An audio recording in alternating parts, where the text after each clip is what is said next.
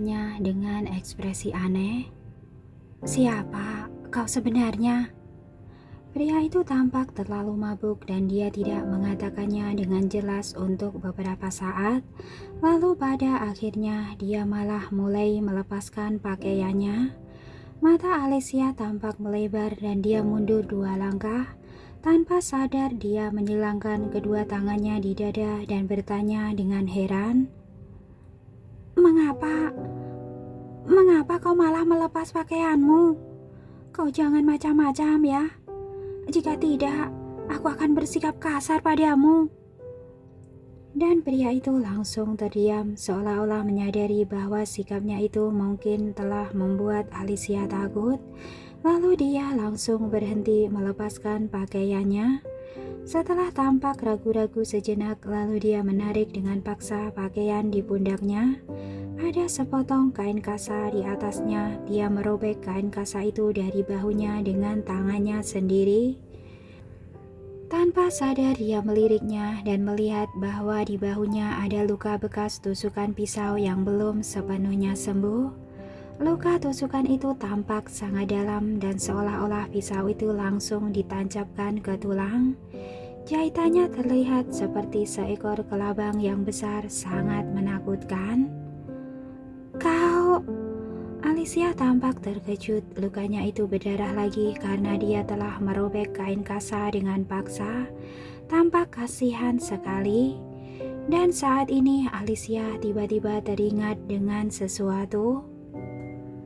Pada suatu malam saat Alicia berada di luar negeri, setelah selesai makan malam, dia berjalan-jalan sebentar lalu melihat seorang pria yang dihajar oleh sekelompok orang dengan parang di tangan mereka. Hal-hal seperti itu tidak jarang terjadi di luar negeri, jadi Alicia mengabaikannya. Tetapi ketika dia melihat orang itu menggunakan parangnya untuk menebas seseorang, Alicia merasa akan terjadi pertumpahan darah di sana. Jadi dia langsung bergegas menghampiri sekelompok orang itu dan bertarung dengan mereka. Dia memiliki kemampuan yang mumpuni dalam berkelahi, tetapi karena dia kalah jumlah dengan sekelompok orang itu, jadi mau tak mau dia hanya bisa menyeret pria itu untuk melarikan diri. Setelah berlari sangat lama, akhirnya dia bisa lepas dari sekelompok orang itu. Dan pada akhirnya dia memberi pria itu sejumlah uang dan memanggil taksi untuk mengantar pria itu ke rumah sakit. Saat itu bau pria itu terluka dan dalam sekejap wajah pria yang berlumuran darah itu terbayang dalam benaknya. "Apakah kau?" Alicia bertanya dengan heran, lalu pria itu menghela nafas dengan lega. Tanpa memedulikan lukanya yang terbuka kembali, dia berkata dengan penuh emosional, "Aku telah sangat lama mencarimu di luar negeri. Lalu temanku yang lainnya yang diburu oleh mereka juga menghilang, sehingga mau tak mau aku kembali ke Cina. Tetapi meskipun begitu, aku tetap berusaha mencarimu. Pada akhirnya, aku hampir mendapatkan informasi mengenai keberadaanmu. Tetapi sayangnya, entah mengapa, tiba-tiba sumber yang memberiku informasi itu tiba-tiba tak dapat ditemukan lagi."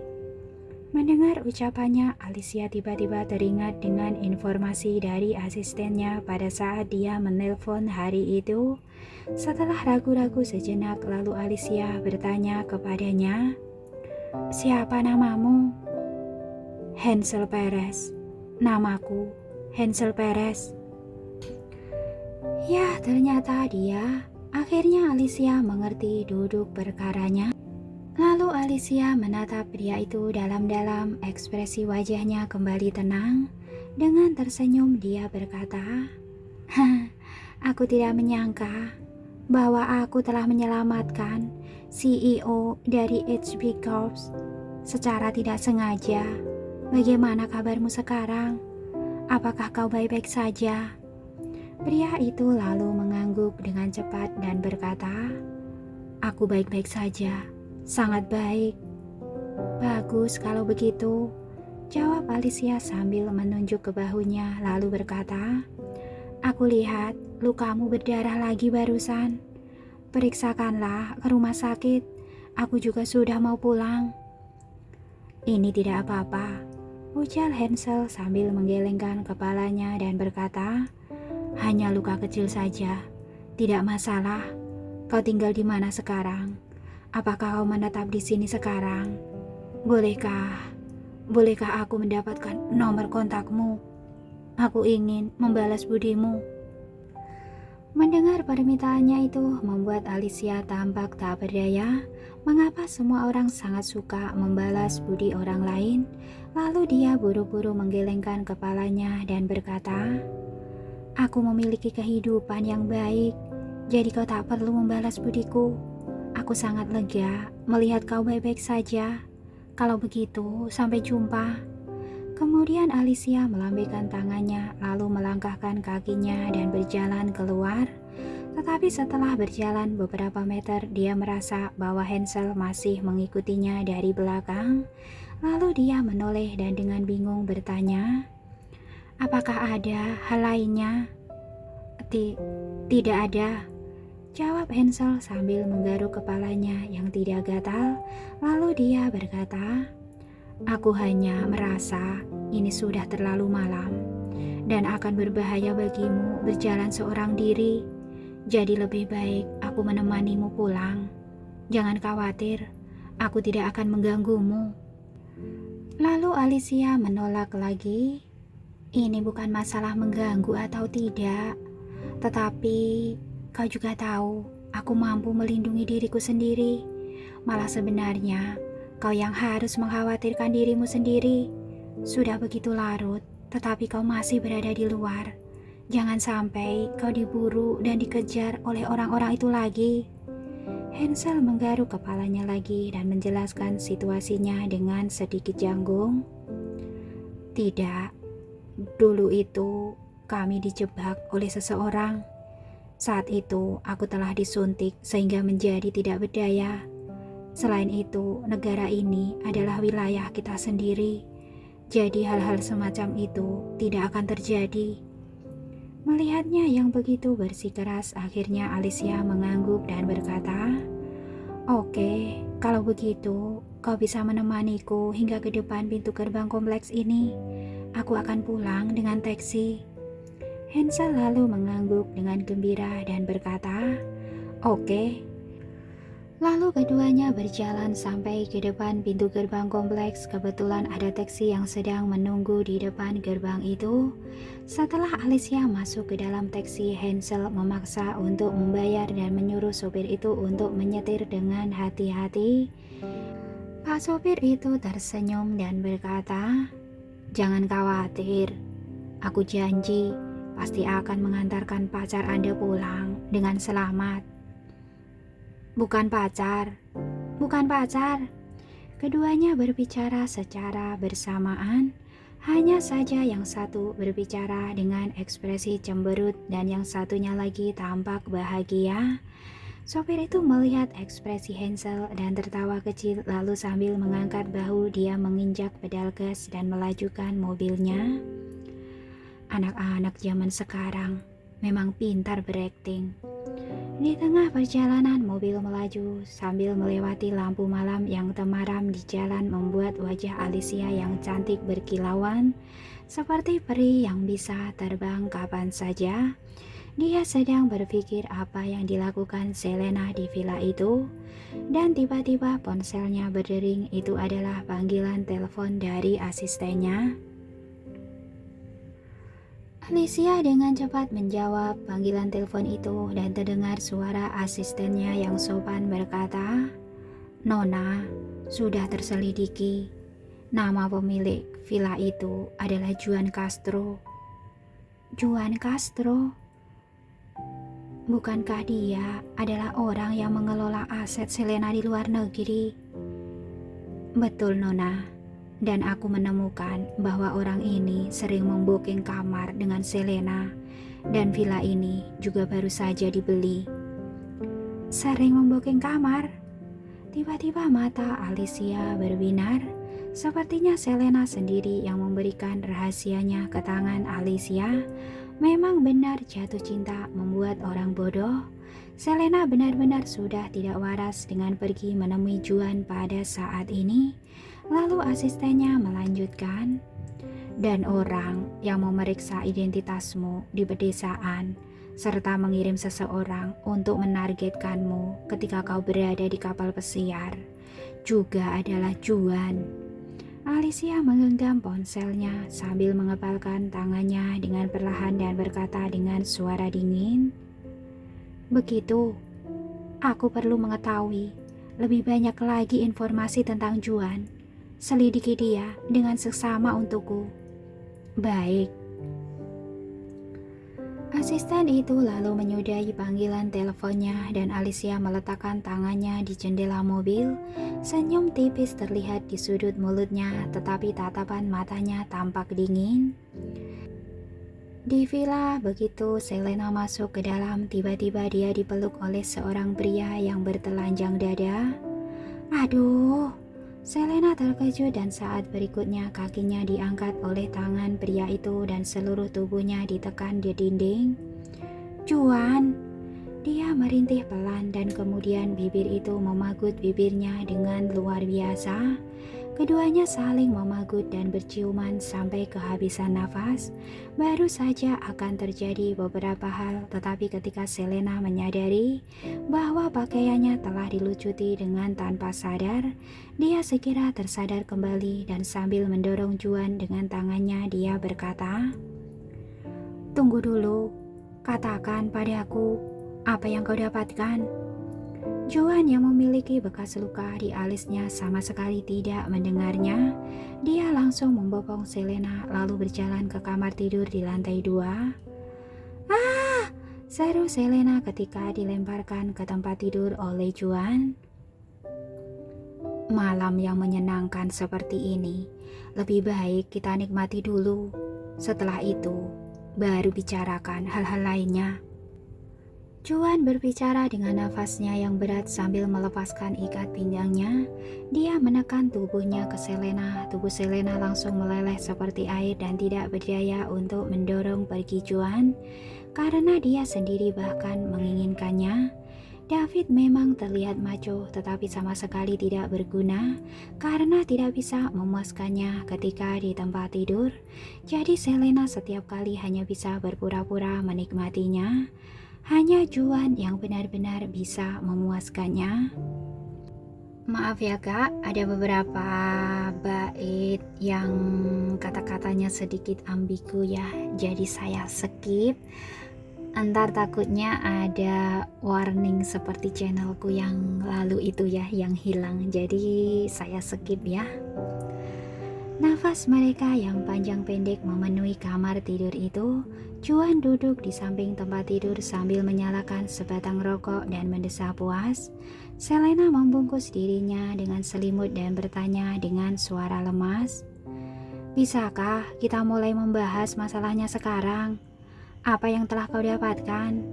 Sambil menjentikan abu rokoknya, Juan berkata, "Aku tidak tahu mengapa kau begitu cemas.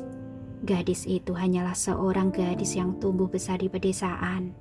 Dia benar-benar seorang gadis desa." Alis Selena langsung mengenyit. Dia duduk dan bertanya, "Apa? Jangan bilang kau tidak mendapatkan informasi apapun." Juan membuang rokok di tangannya lalu berbalik untuk mencium Selena lagi, tetapi dia langsung didorong oleh Selena. "Cepat katakan," ujar Selena dengan suara dingin. Ini yang berarti dia sudah mulai marah. Juan tampak tertegun dan tidak berani macam-macam lagi. Lalu dia berkata dengan serius, "Gadis ini dikenal oleh semua orang di desa itu. Mereka mengatakan bahwa dia memang tumbuh besar di sana. Aku menyelidiki sekolahnya juga, dan memang sekolah di sana ada SD hingga SMA. Dan catatan sertifikat kelulusannya juga terdaftar di sana. Jadi mustahil ada kesalahan." Selena terdiam sejenak dan bertanya lagi, "Bagaimana dengan gurunya? Apakah kalian juga sudah mengkonfirmasikannya?" Juan mengangguk dan berkata, Aku telah bertanya kepada mereka semua. Aku juga pergi mencari kepala sekolah SMA-nya. Dan dia mengatakan bahwa Alicia mendapat prestasi yang bagus. Tetapi karena nilai ujian masuk perguruan tingginya kurang baik, akhirnya dia hanya diterima dengan peringkat ketiga. Tetapi karena universitas ini tidak terlalu bagus, jadi sekarang sudah tidak ada lagi. Alis Selena berkerut dengan erat sehingga membentuk 3 garis kerutan vertikal. Apakah dia benar-benar telah terlalu berlebih-lebihkan kemampuan Alicia? Apakah Alicia benar-benar hanya seorang gadis desa? Juan yang berada di sebelahnya menambahkan lagi, Nana, dia itu hanya seorang gadis desa saja. Kau terlalu berlebihan. Mungkin dia memang sedikit pintar, tetapi dia tak akan mungkin bisa menaklukkanmu, kan?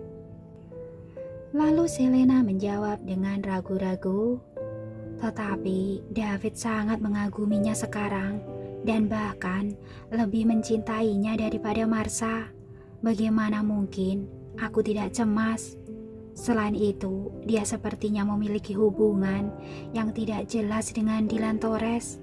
Aku tidak bisa membiarkannya seperti ini terus. Mengapa tidak bisa? Tanya Juan sambil mencium daun telinganya dan berkata, dalam waktu setengah tahun Sebastian Groves akan menjadi milik kita. Lalu saat itu, David dapat mencintai siapapun yang ingin dia cintai. Untuk apa kau begitu mempedulikannya? Tetapi kecemasan di mata Selena belum hilang. David tidak sebodoh kelihatannya ketika nama keluarga Diaz diubah menjadi keluarga Sebastian.